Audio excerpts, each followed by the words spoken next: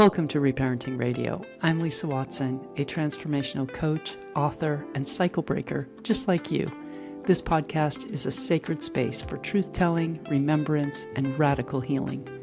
Each week, I share stories, spiritual teachings, and nervous system wisdom to help dismantle disempowering beliefs, break generational cycles, and reclaim our sovereignty. So together, we can build a new world rooted in love and freedom for the generations to come. If you're ready to remember who you are beneath the programming, you're in the right place. Let's get started.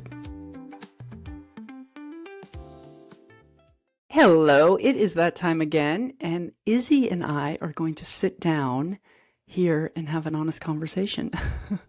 After the energy of every full moon has passed, we like to sit down and kind of get honest about what's been coming up.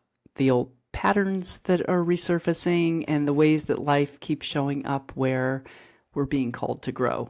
So today we're dropping in, no filters, no notes, just an honest conversation about how we're really moving through it.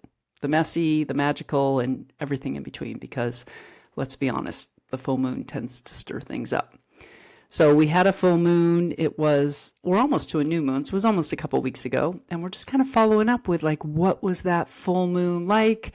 What were things that were coming up for you? How did you handle them? How did you use reparenting to do it? And how can we assist others in moving through this stuff too? So how are you, Izzy? Awesome. Yeah, doing a lot better now. I feel like it was kind of a stretch, I think, of emotions and the universe testing me, we'll say. I've been really working with stepping into creating my life for me instead of people pleasing or taking the direction I think I should be taking. And I am also working on listening to my gut. So I had signed up for a volleyball coaching because some people in my life wanted me to more than I wanted to for my own path. And I didn't listen to the fact that my gut was telling me, take a step back and think about it. Don't just accept the offer. But I did anyway because logically it sounded like me. It was like, this is going to grow you in being a coach. And the people are really nice. And the kids are really great. And it's not necessarily that much work because you're just assistant coaching. Let me just interject here that you've been a coach before and you do play volleyball often. This wouldn't be something new. It was just more of a continuation of who you've been, right? Exactly. Yeah. A continuation of who I've been.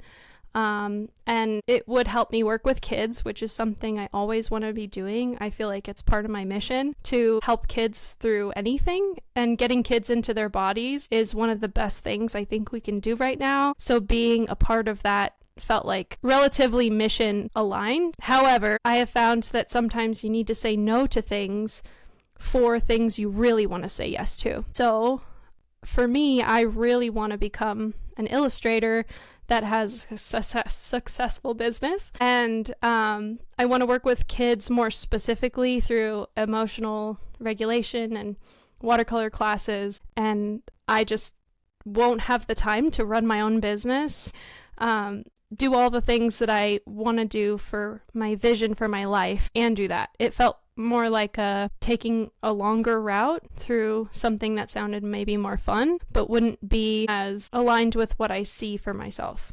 So, and my gut was already telling me this before I even said yes. And then it all of a sudden became very clear. And it was like, if I don't back out of this soon, the more I wait in indecision, the less time I'll have for them to find their footing, get a new coach. So as soon as I was able to emotionally regulate enough to write an email, I did. And the friend that had helped me get into this volleyball coaching was really upset at me because her inner child was triggered, feeling like a victim, feeling powerless because her image was all of a sudden threatened because she vouched for me. So here I am, taking steps on my path, doing what's best for me with love for others and compassion. I wrote a really lovely, compassionate email saying, I'm really sad to be giving this news to you, but this is just where I see myself going on my path for me and my family. But she was like, it made me look bad, so I'm really mad at you. And she was like pretty mad. So talking about reparenting, I think old Izzy would have been like, I feel so guilty, I am ashamed of who I am, I'm just gonna regret my decision, rethink all of my decisions, and maybe even choose differently. That would be old Izzy. But instead, new Izzy honors the fact that I care about you and your feelings as a friend. I don't want you to be sad, but I also know that your feelings are not my responsibility. Doesn't say my actions don't have an effect on you, but if there's something I truly felt like I needed to apologize for that directly hurt you, or something that was disrespectful or something was disrespectful, yeah, I don't think I was disrespectful about it. Me making a decision for my own life doesn't really have anything to do with her. Her image and how she presents is completely her own responsibility, ultimately. Even though she vouched for me, as long as I didn't exit out of my contract in a disintegrous way, then she can show up and be like, I didn't know she was gonna do that. I'm so sorry. I really thought this would be a perfect fit. Which all of these things are true. We have to hold space for more, I think, than we have in the past. Yes, I need to do this for myself and my life, and this is what I feel is best for my path. Yes, you also vouched for me. Yes, you also need a new coach, and that is inconvenience to you. If we can give ourselves more grace, all of us, then I think we can have a lot more of a loving discussion around being able to change your mind. And I had grace defined for me recently, which is the space devoid of blame. And I just think that's so fantastic, because that truly is what happens when you go into a space of grace. You're not blaming anybody, you're being curious, you're letting things flow. I love that. Like, grace to me is love. Grace is the frequency of love, and shame, or blame, as you said, is the frequency of fear. So as we move into this new world, as we do this reparenting from our higher self, the purpose is to recognize the programs and the scripts and the stories we're telling ourselves that are anchored in fear-based beliefs, and replace them with beliefs based in love. So that's exactly what you were doing. The program that was running for this, your friend, is one of, you're not allowed to change your mind. For her, I would imagine, like for many of us, when we were younger, if we committed to something at school or whatever, and then we changed our mind, we seem to get shamed for that. Well, you said you would do that, and now you won't do it. And when you look at it, as long as there was enough time, you didn't leave them, you didn't quit the night before you were supposed to start or anything like that. You backed out, giving them plenty of time to get another coach before this event starts, right? Yeah, 3 months. Plenty of time. So 90 full days, everybody has plenty of time. It should be a celebration, not being upset at you. But the reason that it isn't is simply because of the programs that this girl's hanging on to from her childhood. When she changed her mind, she probably got in trouble. She was probably shamed. Those behaviors were modeled for her. She's heard these scripts her whole life. So she's just running the scripts that are based in fear.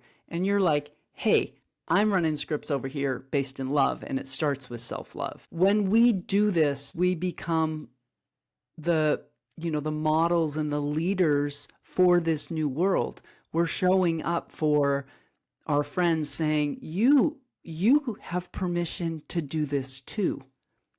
Yeah. You have permission, just like I do, to put yourself first. And if you ever decide that you say yes to something and then you realize later that isn't where you want to go, I'm going to support you. And I hope that you can support me. But there's no animosity or anything, I'm sure, with you and this girl. I mean, on your side, you're just like, love and light. It's all good. I'm just making my decision. And if it's not okay with you, it's kind of not my problem how you take it emotionally, right? Yeah, I think because she grew up in a very fiery household where there was probably a lot of blame, it was confusing to her nervous system to be wanting to draw me into the conflict, but me not taking any of that bait.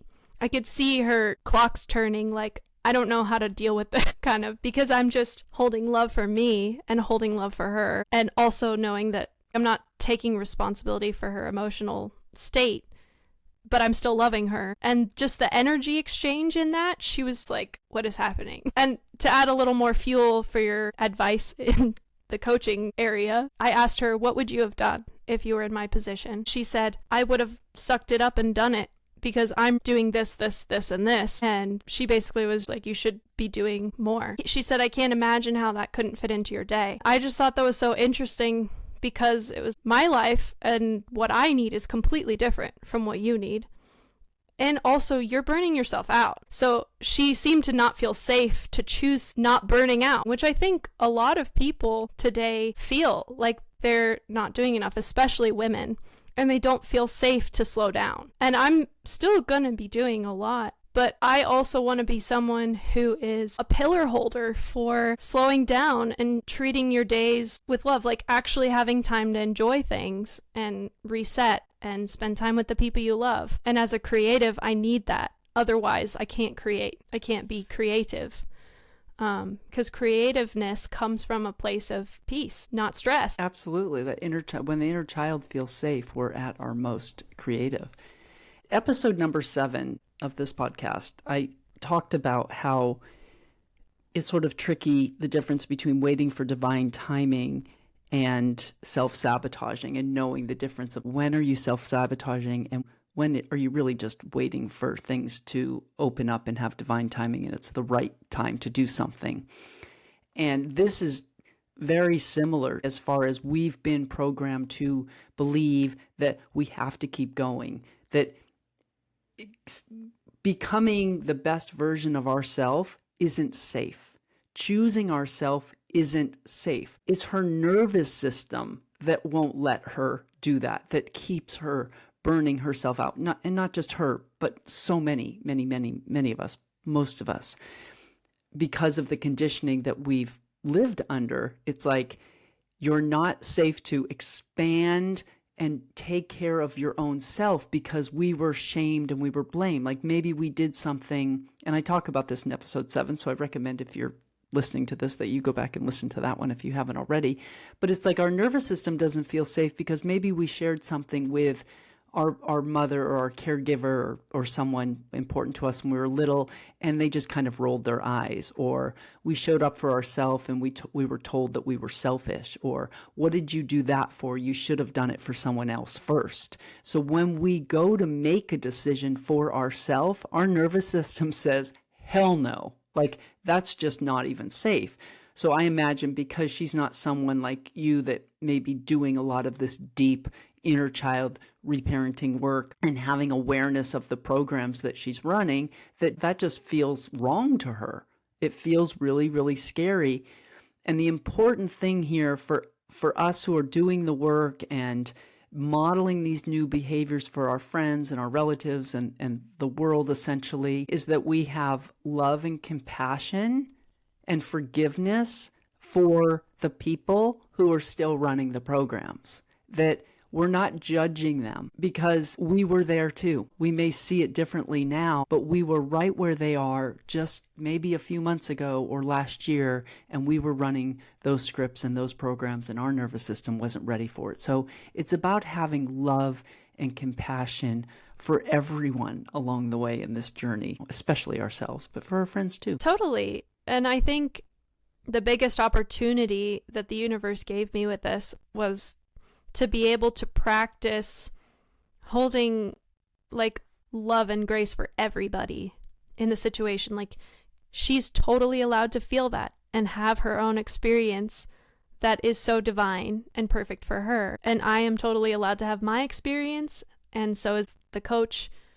Like everybody's just where they're at, and everybody's choosing differently for their life and on their own individual path. So before I would try and fix people's lives a lot more, fix people's emotional experience. And this time I was able to just let it be and not get sucked into it. So yay. And how did that feel?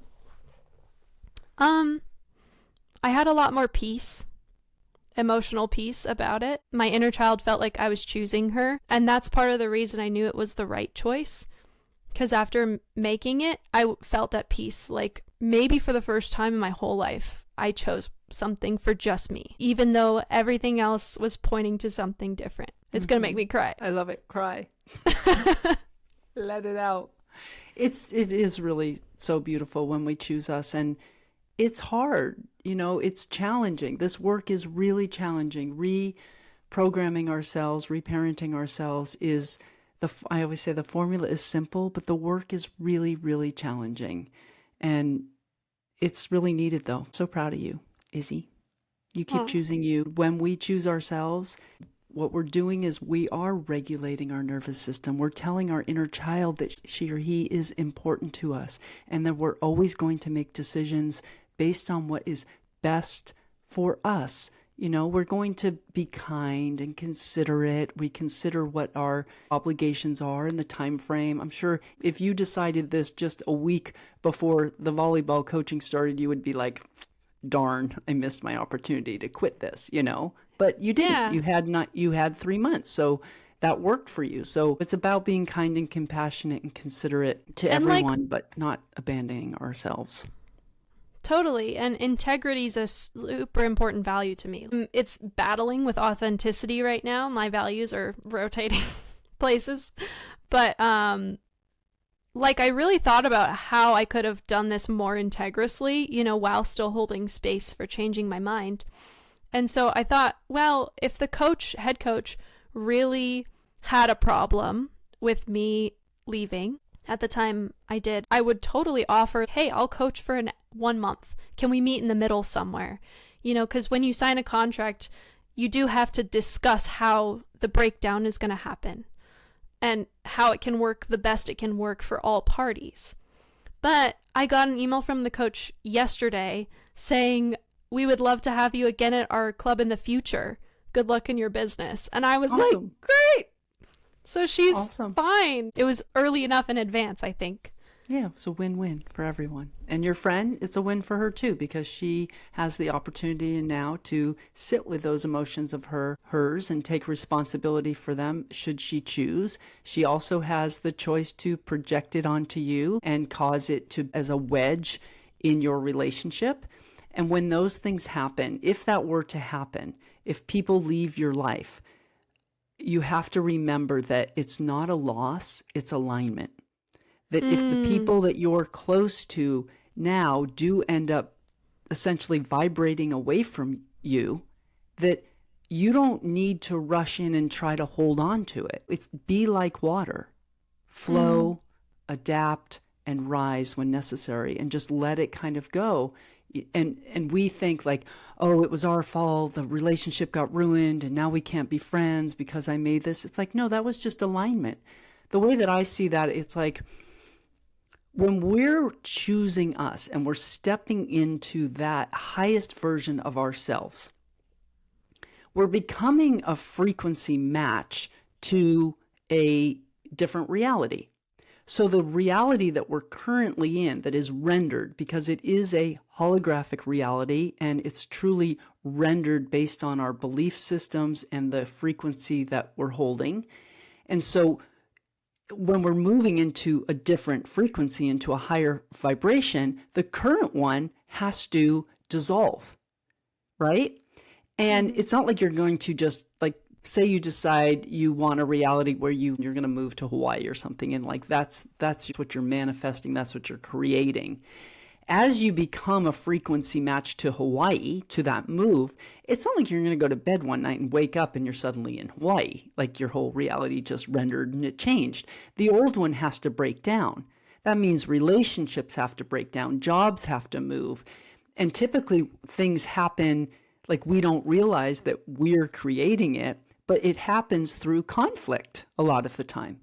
So the realities change through conflict, through difficult circumstances, through difficult conversations, through maybe an injury or a loss of money or a gain of money. Something will happen that will start to shift it. What I've noticed is I've spent too much of my energy focused on the current reality outside of me, judging it, using it as a judgment against my own self. I've basically given it too much credence, too much worth. I've learned to let it go. I'm like, oh, okay, things are breaking down. Okay, people are getting upset. Our relationship is falling apart.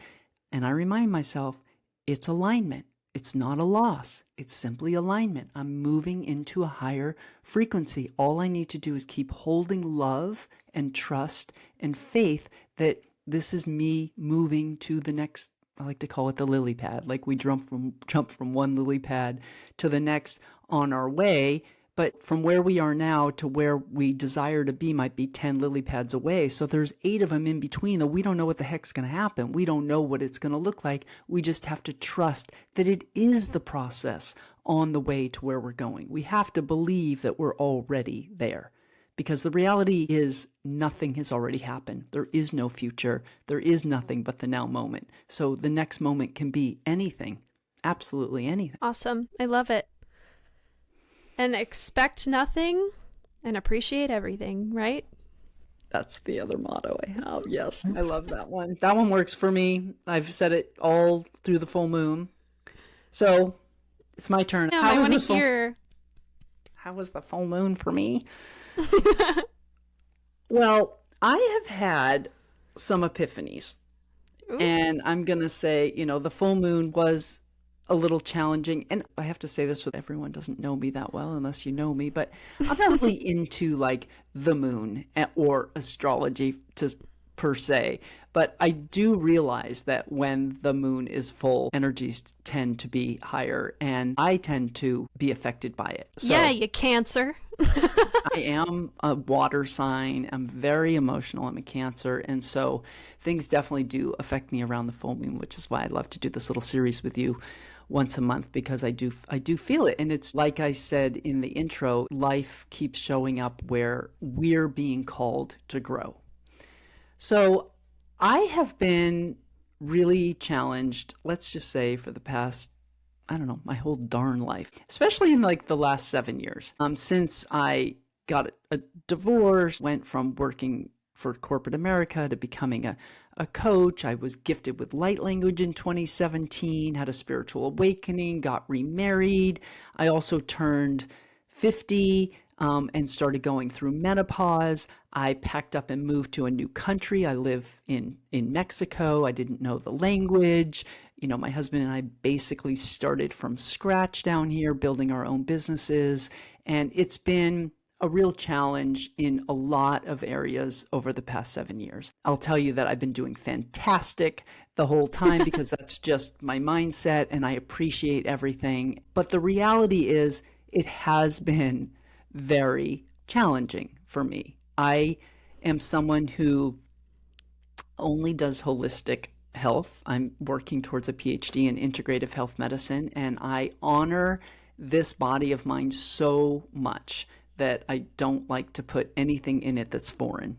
And I have some foreign things in my body that I'm working on getting out from past things that I did, like, yeah, like breast augmentation. It's no secret, but just things that I've done in the past that I look at today and I would have never done had I realized the impacts. And I just appreciate my God-given body so much more. It like truly is my temple now, and I honor this experience so much now. So with that being said, 7 years of hot flashes and menopause symptoms on top of all those other things that I mentioned, I haven't over the past 7 years really been able to decipher what's what. Is it ascension that's making me feel this way? Is it hormones? Is it because I live in a new country and I don't know the language? Is it because I'm still healing from a narcissistic relationship? Is it because I had such a traumatic childhood and my inner child is so something?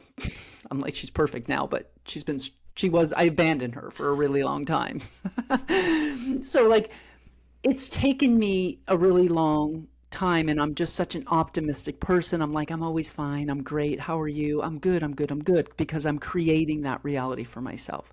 But what I realized in this last full moon is I went outside last Sunday, or the Sunday around the full moon, and to do some gardening. I was putting dirt in pots and transplanting things. And it's always been my real happy place. I love doing landscaping work. I used to make patios, create brick patios and rock walls, and do a lot of like hardcore landscaping for my house myself. Like whether it's like putting in sod or making fire pits. Like I'm literally got a pickaxe and a shovel and raking gravel. Like, this is just things I've always really, really loved to do. They keep me connected to earth, and they're my happy place. And I can just get lost. You know, it's like when they say you do something where time just goes by and you don't pay attention to it anymore. That's how I've always been when it comes to landscaping and working outside with the dirt. So I go outside and I'm working on the plants, and all I hear is myself going, like, oh, okay, I still got to go do that. I got to move that. And I really practice walking meditation where I'm listening to my thoughts and feeling my feelings all the time and just becoming an observer of them. I'm out there doing my thing, listening and observing myself, huffing, puffing, the thoughts that are coming in that are just like, are we done yet? Oh, I still got to do that. Like, can I just go in and take a nap? And I'm listening and I'm thinking to myself, wow, this is really interesting, because this isn't the first time. For the past 7 years, I've been going like up and down, and there have been many other times where I've gone out to do that, where I've experienced the same thing. But that day I actually noticed it, and I took note. And I had this epiphany that I've been like this for a long time, and that I'm actually just grumpy. Like, I put a name to it. I'm like, you're just grumpy, Lisa. And that's something that I realized I just wasn't willing to admit to myself for whatever reason over the past 7 years. I was kind of spiritually bypassing it in a way, like, oh, it's ascension. Oh, it's the inner child work. Oh, it's, I'm just working on this stuff. And I realized now that enough time has gone by and I have this locked in mindset, my health, like everything else, I've detoxed. I'm the cleanest eater. I've got all the hormone disruptors out of my system. They've been gone for a good 6 years. And I'm still grumpy. So what's the deal? And it just hit me. I need some hormone replacement therapy or something. That this just isn't me, and it isn't loving to myself anymore to deny its existence. Mm-hmm. And that was just such a huge, huge shift for me. I can't even tell you, because I was also able to admit it out loud. I have actually a good friend of mine is staying with me right now, so she was here. And I just said to my husband and my friend, I just had this realization. I'm grumpy. And it felt so good. It felt so good to be able to just admit it and not have any judgment around it. I was like, I'm just grumpy, and I think it's my hormones, and I think I'm going to go do something about it, and I'm actually considering HRT. So I'm looking into it. I'm going to do the blood test, and I haven't made any decisions yet, but it feels good to be looking and loving myself more. And I woke up the next day, and it shifted everything, because when I woke up, I realized in the past, I wake up feeling grumpy, but because I have a positive mindset, I'm saying things like, oh, it's going to be the greatest day ever, but I'm just really not wanting to get out of bed. And I'm making those same sounds like I did when I was gardening. I'm like, oh, the day's going to start. And I'm like, that is not a high vibrational frequency that I want to be in. But now that I was able to just wake up and say, I feel grumpy. Like, I came downstairs, my friend was there, my husband was there, and I sat down on the couch, and they're like, how are you doing? And I'm like, I'm grumpy. I just looked at them like, I'm grumpy right now. I feel grumpy, and I really don't feel like talking. And they're like, oh, okay. And nobody was judging me, and it was just like, thank you kind of for letting us know where you are. And I'm like, it feels so freeing to just say, I'm grumpy. And then the next day, my husband came to wake me up, and he's like, how you doing, baby? He goes, are you grumpy?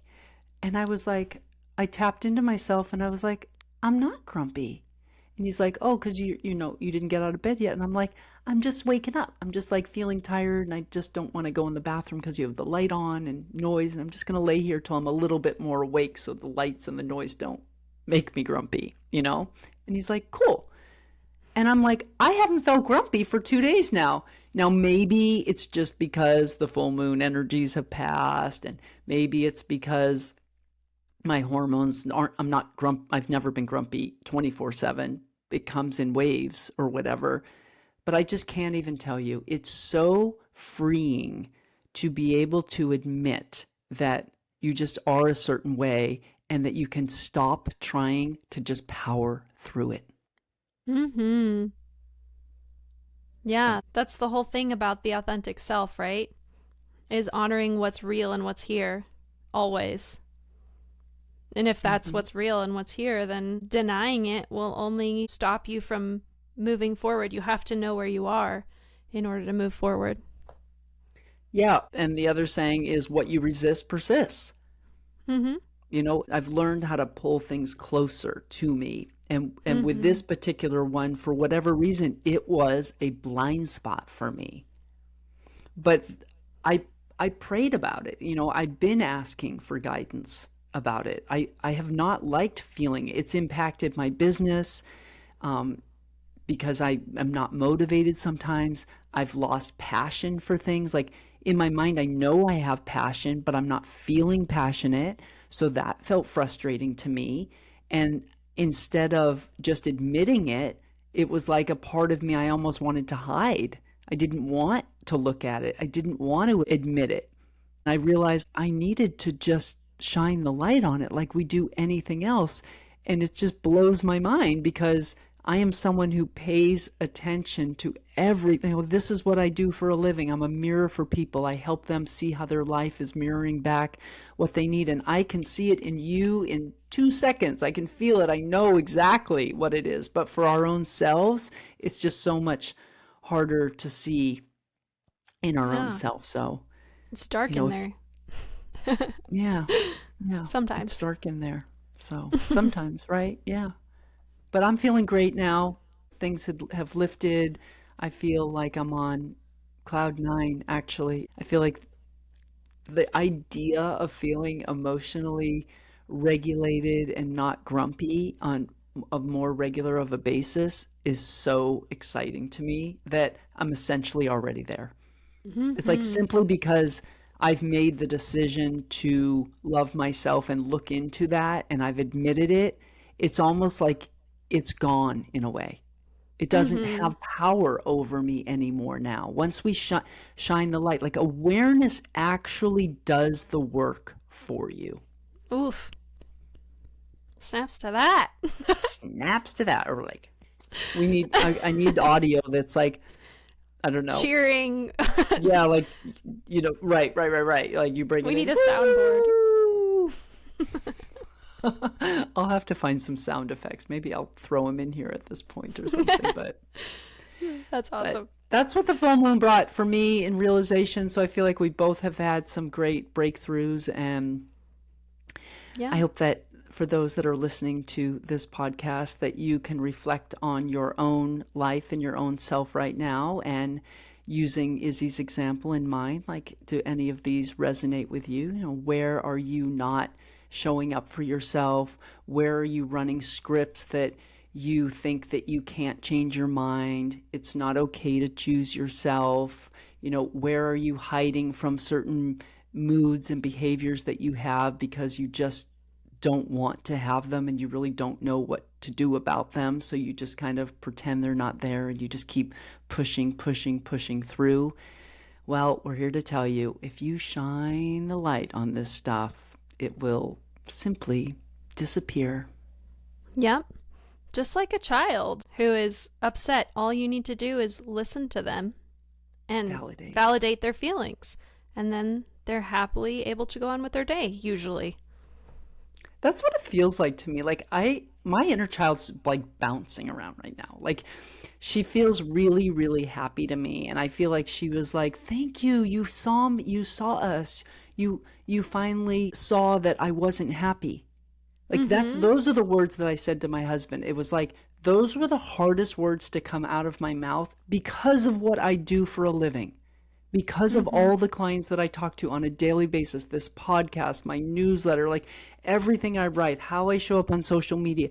For Lisa Watson, the reparenting coach, to be able to admit I'm not happy was a really big leap for me.